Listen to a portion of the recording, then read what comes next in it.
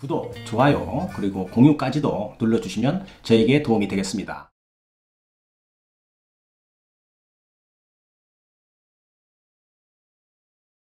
안녕하십니까. 언제나 새로운 소식, 유익한 정보, 그리고 확실한 결론까지로 교통사고 피해자에게 도움을 드리는 육장TV입니다. 오늘은 교통사고 피해자들이 교통사고 후에 보험회사와 합의 종결을 언젠가는 해야 되는데요.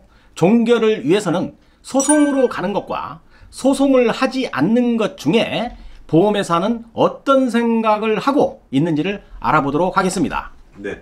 자, 그러면 보험회사가 소송을 두려워할까요? 제가 생각하기에는 네.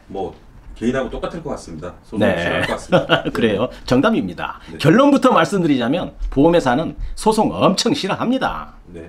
보험회사의 담당 직원은 말이죠. 가능하면 교통사고 피해자가 원만하게 합의를 하는 것이 담당자에게 유리한 것이 있기 때문에 그러는 겁니다. 네. 담당자는 자신이 맡은 미결건이라고 그러죠. 합의 안 된 거. 네. 여기에 대해서 소송을 많이 받는 상태라면 인사 고가 점수죠. 자기 진급하고 이런 거에 불리하게 작용을 하는 것입니다. 네.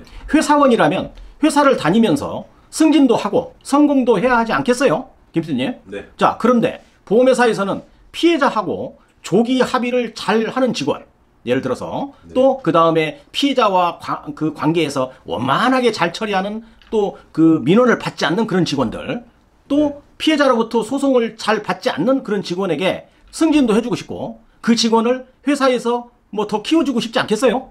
네. 그래서 보험회사 담당 직원은 소송을 받는 것을 죽기로 싫어합니다. 아시겠어요? 네. 네. 보험회사도 피해자가 소송을 하게 되면 담당자가 피해자를 원만히 잘 대화해서 합의하는 것보다도 회사 차원의 돈이 훨씬 더 나가기 때문에 소송을 좋아하지 않는 것입니다. 네. 보험회사도 변호사를 선임해야 되겠고 이것도 다 비용 들어갑니다. 또 신체 감정을 하고 환자의 어떤 재판 결과로 확정 판결이 나오게 되면 그동안 보험회사에서 지급 기준대로 판단했던 것이 법원의 판결로 그 금액이 크게 늘어날 수도 있겠고요. 네. 그동안 소송이 진행되고 있었을 때 그 기간 동안의 지연 이자도 발생이 되고 이렇게 이득보다는 손해가 더 많은데 보험회사가 소송을 좋아하겠어요? 절대 그렇지 않습니다. 네. 소송이 들어가게 되면 말이죠. 즉시 바로 센터장에게서 전화가 와서 여러 가지 제안을 하게 됩니다. 여기에서도 방법을 찾지 못하면 그 다음은 본사 송무팀에서 마지막 협상이 한 번 더 들어옵니다. 그때는 점점 피해자의 합의금의 변화가 생기게 되는 것입니다. 이렇게 일반적인 손해보험사는 기업이 운영을 하기 때문에 모든 직원들을 평가하는 데에는 어떤 기준이 있어야 하지 않겠어요? 네. 이런 기준을 삼게 되는 것이 위에서 말씀드린 인사고가 점수 제도인데요. 소송을 많이 받아오는 직원, 또 민원을 많이 받아오는 이런 직원이 회사 차원에서는 어디가 이쁘겠어요? 이쁘지 않습니다. 네. 매번 꾸지람 듣는 직원이 될 것이고 승진도 느려지게 될 것입니다. 이렇기 때문에 보험회사는 소송을 매우 싫어한다. 이렇게 정의를 내리면 크게 틀리지 않을 것입니다. 자, 싫어한다는 것을 알았다면 그것이 바로 보험회사의 약한 부분인 것입니다. 김PD님 이해하시죠? 네네. 그 부분이 약한 거예요. 자, 피해자들 중에서 크게 부상을 입었다든가 아니면 장애가 발생이 된다든가 또 아니면 내가 받는 연봉이 약 한 1억 5천 이상 된다든가 하는 교통사고 피해자들은 이렇게 보험회사의 약한 부분을 건드려 보는 것도 보험회사와 협상을 하는데 매우 도움이 될 것으로 판단이 됩니다. 네. 자, 그런데 김PD님 공제조합 아시죠? 네. 택시 공제, 버스 공제 등등 얘기를 합니다. 이 회사는 조금 다릅니다. 네. 전에도 한번 좀 다뤄본 적이 있었죠. 네. 어떻게 다른지 제가 설명 들어갑니다. 네. 공제조합은 융통성이 전혀 없습니다. 또한 피보험자인 조합원이 대규모 차를 가지고 있는 회사 대표이기 때문에 이런 거죠. 택시가 한 200대 있다. 혹은 버스가 한 300대 있다. 이런 식입니다. 네. 자, 그러면 공제조합에서는 이 조합원의 눈치를 보지 않겠어요?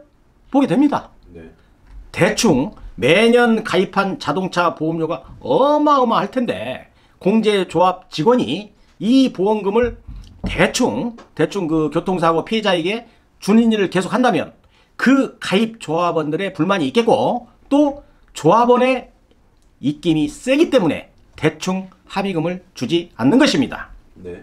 자, 소송을 해서 판결 나는 대로 금액을 지급하는 것은 매우 명백하기 때문에 조합원들도 수긍할 수 있는 일이고 불만이 없는 것입니다. 그렇기 때문에 공제 직원들은 피해자들에게 합의금이 맞지 않으면 소송하세요. 뭐 소송하시지요. 이렇게 강하게 나오는 이유입니다. 네. 또한 공제조합의 직원들은 충분히 영구 장애가 예상되는 환자도 뭐 한시장애밖에 안 나오는데요. 이렇게 주장하기도 하고 그래서 분쟁이 생기게 되면 뭐 그러면 소송하시죠. 소송을 입에다 달고 사는 겁니다.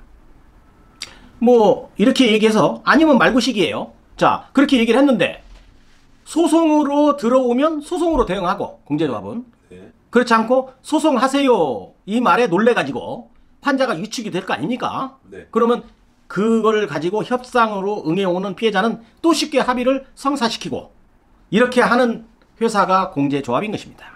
네.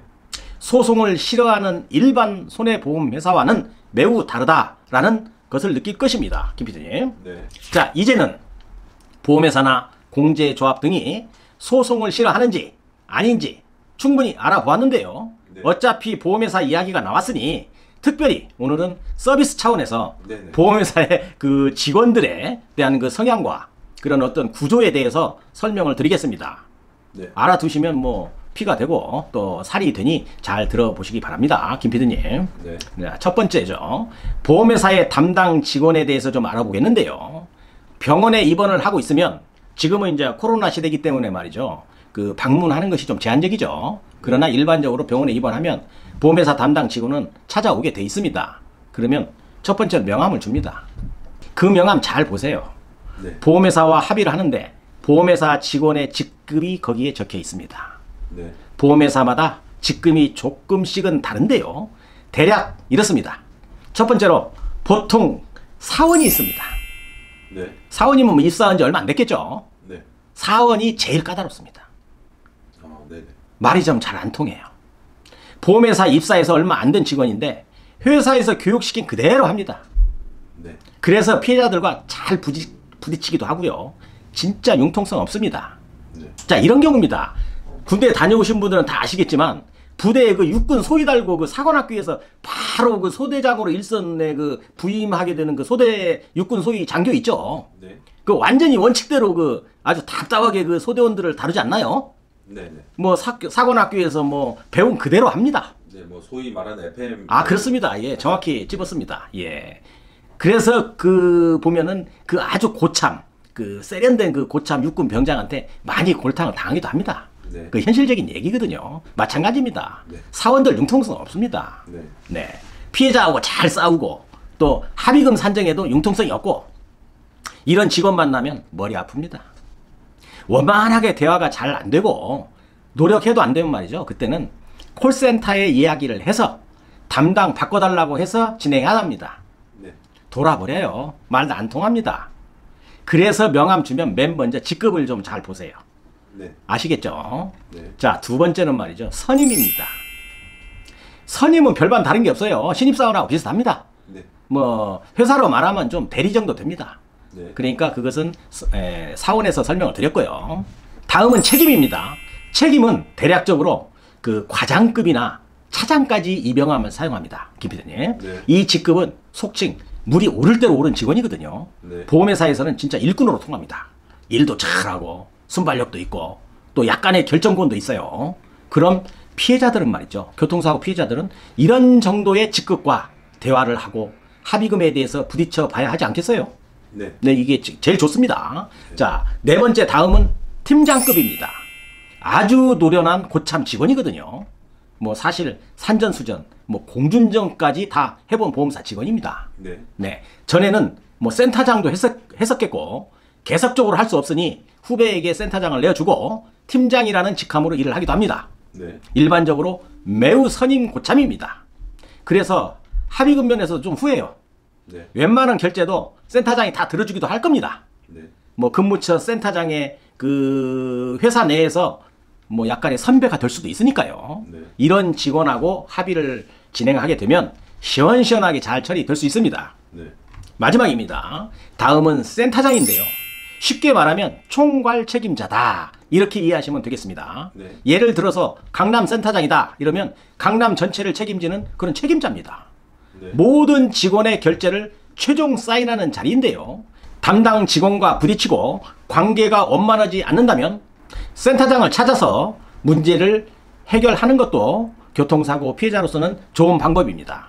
네. 보험회사가 소송을 좋아하는지 싫어하는지를 설명하다 보니 보험회사 직원의 성향을 설명드렸는데요. 누구를 만나느냐에 따라서 내 합의금도 조금씩 달라질 수 있기에 한번 구분을 해서 설명을 드렸으니 참고하시면 분명히 도움이 될 것입니다. 오늘은 여기까지 하겠습니다. 오늘도 요국장TV를 끝까지 시청해 주셔서 감사합니다. 다음 시간에도 더 좋은 컨텐츠로 여러분을 찾아뵙도록 하겠습니다. 오늘 영상도 도움이 되셨다고 한다면 구독, 좋아요, 그리고 공유까지도 눌러주시면 저에게 도움이 되겠습니다. 감사합니다.